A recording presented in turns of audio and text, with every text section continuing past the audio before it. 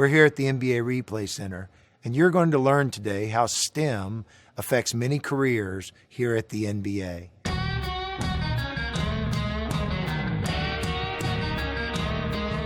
Obviously, everyone wants referees to be perfect. Referees want to be perfect. Coaches want referees to be perfect. Fan bases want referees to be their view of perfect, which is their team getting the vast majority of the decisions in their favor. But for us, we understand that as human beings, we're going to make mistakes. The idea of our mechanic system, our foundational pieces, our curriculum, our trust, and our teamwork on one another is that we're more likely to reach excellence if we do that. When we make the decision to put air in the whistle, we expect our referees to get 90% or more of those calls right. And that's very, very important to us. It's great to work with the best athletes in the world. They're so good, they're so fast, that if we don't sequence our vision, we're not quick enough to keep up. One of the things our analytics department has shown us is that when we miss certain types of violations, they often lead to fouls on the opposing team. When an offensive player gets away with the travel, it often leads to a foul on the defensive team. That's an unfair advantage to an offensive team, and therefore we have to change how we're refereeing the game to make sure that we don't miss those first violations. As soon as an offensive player catches the ball, we've instructed our referees to focus on the offensive player's foot. When the dribble gets released legally, we then transfer that vision to the defensive player, and it's not just as simple as watching it like we watch something on TV. For us, our core values as a staff depend on teamwork and trust. And it's not three individual referees working a game, it's three referees working in unison with one another. And one of the things that we've taught and believe in is a mechanic system that allow our referees to know when and where they should be looking at different players and different situations in a game. That takes teamwork, that takes trust to know that if I'm looking over here, my partners are covering other parts of the game. We depend on the angles we take as referees, the way we place our body, the way and where we should look is based on 45-degree angles in two of the three positions and parallel angles in one of the positions to the sideline. And so how that really works is that if I have a 45-degree angle, my head has to move less as I look left and right to cover more players. If I cover my shoulders over here, then I have to turn my head over here to look at this play and my head back here. And in that process of moving my head, I miss action and I miss potential violations or fouls. And so learning how to properly position your body with the proper angles. And of course, you know, who knew it when I decided I wanted to be refereeing that geometry would play such an important role in my success. Because when we don't get good open angles to the action, we tend not to see things. And when we tend not to see things, people tend to get angry. We don't go through life agreeing with everyone, our brothers and sisters and our moms and our dads and our husbands and our wives. There's always points of contention. There's always disagreement. How do we learn to disagree respectfully? How do we learn to disagree through a sense of sportsmanship? Those are the goals that we have. One of the things that's been fascinating over my career as a referee is how technology has impacted our craft. Every referee on every NBA game has a pack that's attached to their belt loop on their pant, and that pack has a wire that comes up through their shirt and clips onto their shirt with a little microphone, and that microphone is set to a frequency that is an NBA whistle, and that frequency, when we blow our whistle, stops the clock. As a league, we're committed to innovation. One of the things that we talked about was an earpiece that you could speak through. But the problem with that is referees need to hear commentary from players and coaches, and we couldn't give up one half of our sensory perception on our ears for fear that we might be giving off the perception of favoritism. I spoke to this player over here, but I didn't hear this player over here, and because of our earpieces. And so we're constantly experimenting. And innovation is vitally important. For young people out there, I would highly encourage you to pay attention to the things that interest you, because they can lead you down paths that you didn't understand there was even a pathway to. And for me, that's what refereeing was. I started refereeing boys and girls in 4th and 5th and 6th and 7th grade, and really enjoyed that process. I wrote the NBA a letter, sort of cold calling them that I might be interested in being a referee. The NBA sent me back a list of the Pro-Am cities. I called the guy up, and he, appropriately laughed at me for thinking that they would just accept anyone to come in and referee pro basketball and college basketball players. But he said, well, if you decide that you really want to do this, if you go to a camp that I know about run by a pro referee and I get a good word back on you, then maybe you would be able to pursue this. We were sort of rubbing nickels together to get by. So I called my father up and said, I'd like to go to this camp. And I'll never forget his words. He said, well, if this is what you want to do, we got to figure out how to get you there, don't we?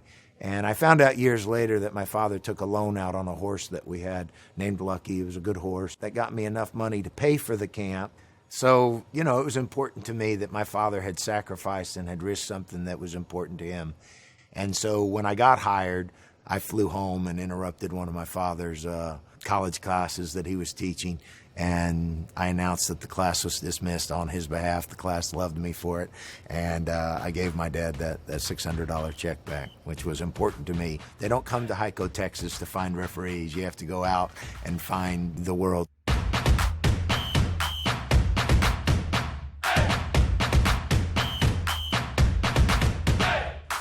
Hi everyone, we're here at the NBA headquarters in New York City, and I can't wait to tell you guys about what I do.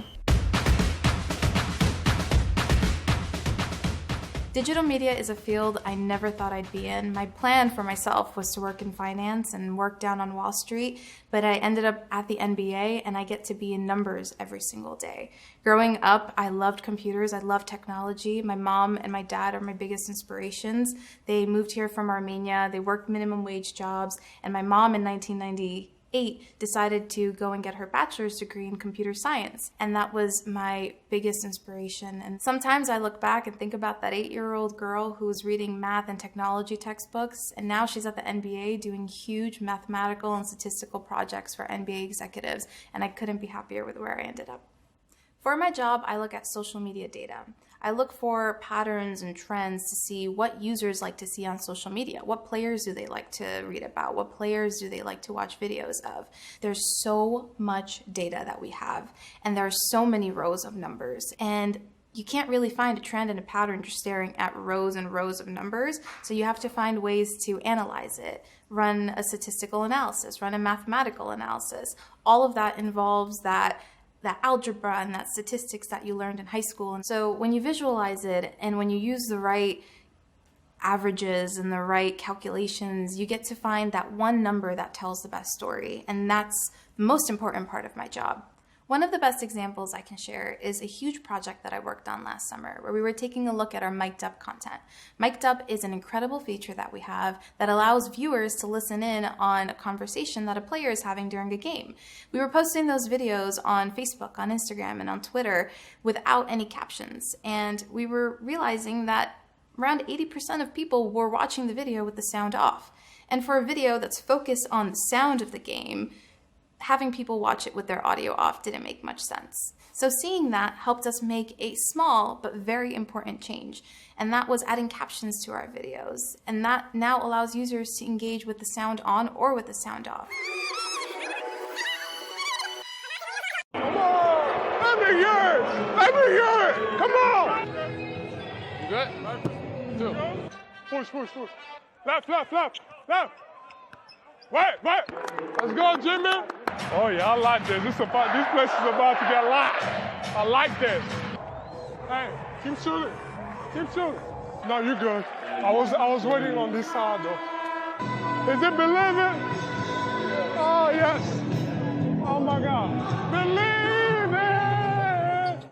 Since we made that change, we realized that engagement around that video increased. Mic'd up content is amongst some of our best performing content last season and this season. While technology is important to analyze the data, we have to make sure that we include that human touch so that we can understand why fans like to see certain players and certain teams. We can look at the averages all day and use that to tell a story, but being able to understand how people are reacting to our content is very, very important. So I'm going to show you guys an example of the type of work that I do on a daily basis. One of the data points that we look at is follower growth on Instagram and all platforms. One of the coolest things that we found last season was a follower growth on Instagram for Donovan Mitchell, who was a rookie last season.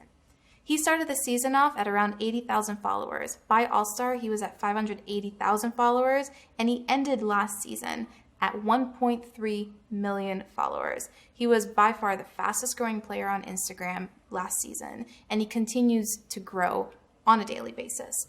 We look at this data across every single player on Instagram, every team account, every league account, to understand the trends and to see why they're growing so quickly. And that's where that human touch comes in, being able to understand how that player performs not only on social media and not only on court, but off court with the fans. And when I look at this data, that's the story it tells me.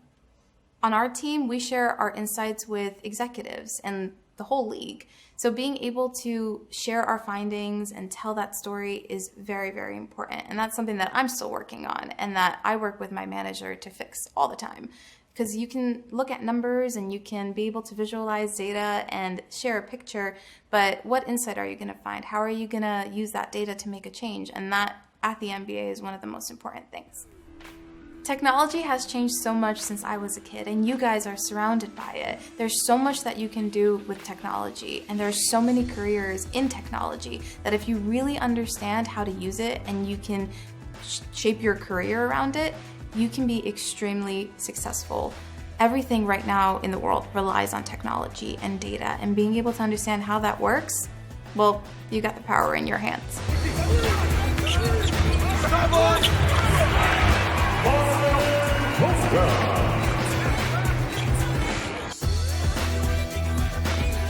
What basketball means to me is kind of hard to put into words. Bremerton, Washington is where I'm from. Played basketball there, got a scholarship to the University of North Carolina. Had a great year there, thankfully on and off the court, and I was able to get drafted. And 14 years later, I'm here with the Charlotte Hornets. I left school, I hadn't finished my education yet, but it was something that was very important to me. So I continued my education during the season. I would take online courses, correspondence courses, and then every summer I would head back to Chapel Hill and I would sit in class and try to get some more schoolwork done. So in the mornings I would get up, lift weights, eat breakfast, and then some of my friends would drop me off at class and I'd be in class all day, and then after that I would go back to the gym and train again. So that was my program for 10 summers. I really wanted to graduate. I was determined to graduate. Education is something that's very important to me. It was instilled from our parents and me and my brothers since we were an early age. So I really am thankful that I was able to get it done. It's probably the thing I'm the most proud of in my life, obviously. I'm very thankful to have the opportunity to play in the NBA, but my education was something that I truly had to work hard for. So I definitely am proud of myself for finishing that.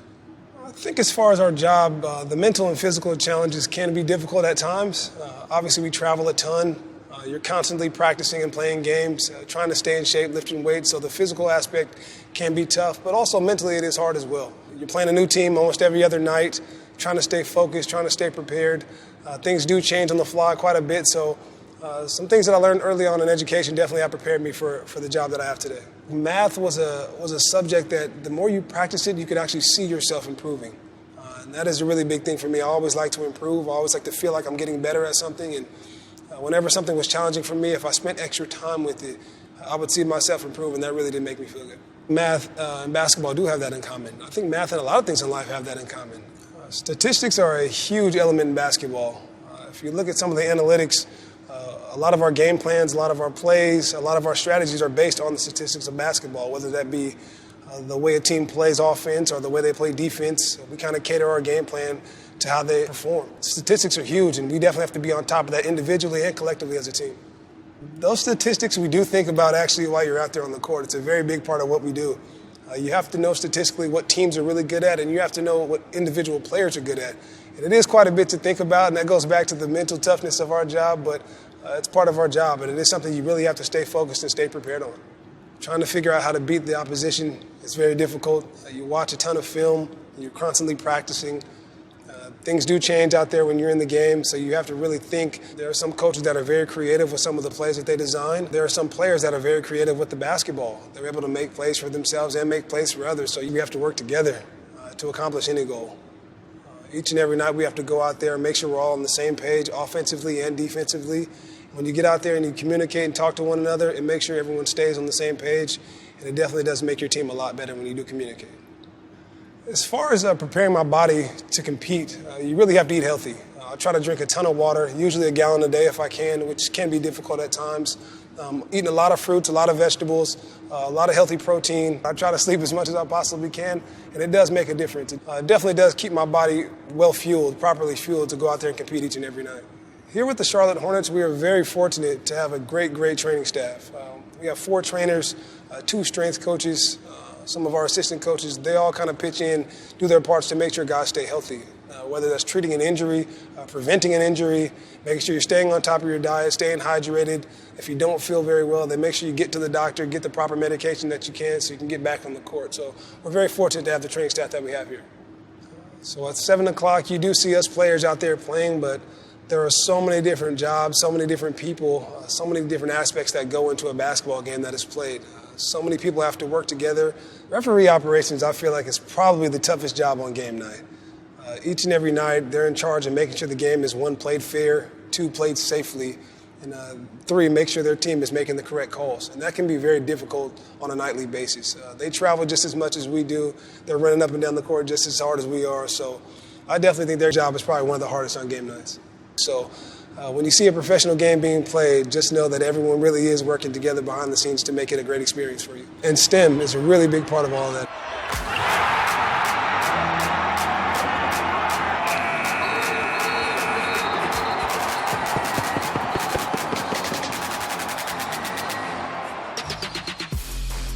So here we are at the NBA Replay Center. When you're at home watching a game, it often goes unseen the teamwork and collaboration it takes for the on-court officials and the replay center here to work together to get the most difficult plays called correctly. And any given night, we have technicians sitting here calling out the most difficult parts of our game to referee. So the ball changed direction. See, it definitely hit his heel then. Okay, that would be perfect to show the referees. They call that out to a senior replay coordinator along with an NBA official. When you see an NBA referee give